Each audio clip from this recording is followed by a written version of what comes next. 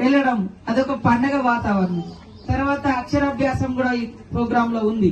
ఇవన్నీ కూడా జరుగుతున్నాయి కాబట్టి మరి ఎక్కడో మనకు లేనిది ఆశపడి ఖర్చులు పెట్టుకొని కార్పొరేట్ స్కూల్ అని ప్రైవేట్ స్కూల్ అని నర్సరీ నుంచే అక్కడ పంపించి మరి ఇబ్బంది పడే కంటే అంత అద్భుతంగా ఇక్కడ మన టీచర్లు కూడా బోధిస్తారు. గవర్నమెంట్ కూడా మంచి క్వాలిటీ ఫుడ్, క్వాలిటీ ఎడ్యుకేషన్, పిల్లలకు వ్యాయామము, మరి మైండ్ కూడా మెదడుకు మేత, వాళ్ళకి ఇదేంటిది అదేంటిది అన్ని కూడా అమ్మ ఇంట్లో ఎట్లా నేర్పిస్తుందో, అమ్మతో ఉండే టైం తక్కువ, టీచర్ తో ఉండే టైం ఎక్కువ ఇక్కడ అంగన్వాడీ టీచర్స్ తో.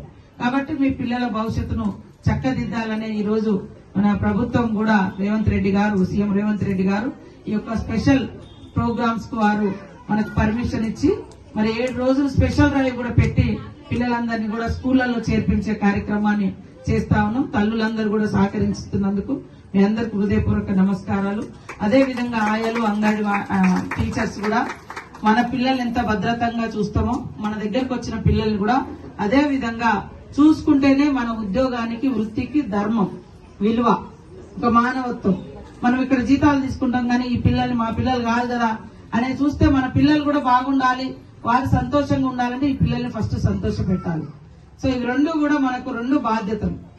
కన్నందుకు వాళ్ళ బాధ్యత, డ్యూటీ చేస్తున్నందుకు ఇక్కడ బాధ్యత. కానీ మన అంగన్వాడీ సెంటర్స్ అనేది మానవత్వం, మాతృత్వం.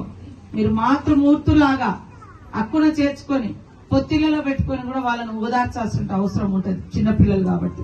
అంత బాగా చూస్తేనే వాళ్ళ మైండ్ కూడా అంటే వాళ్ళ ఎదుగుదల ఉంటుంది.